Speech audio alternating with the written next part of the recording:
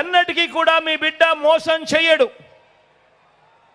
బాబు మాదిరిగా roll gold దుకాణం తెరవడు.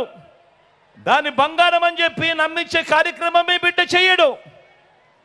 చంద్రబాబు పెట్టే వాగ్దానాల వేలంలో మీ బిడ్డ పాల్గొనడు.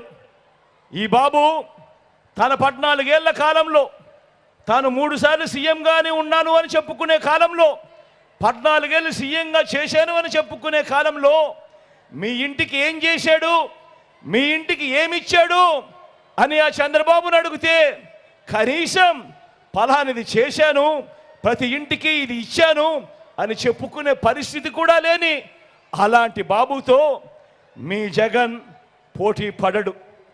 మీ జగన్ మార్కు ప్రతి పేద ఇంట్లో కూడా కనిపిస్తుంది.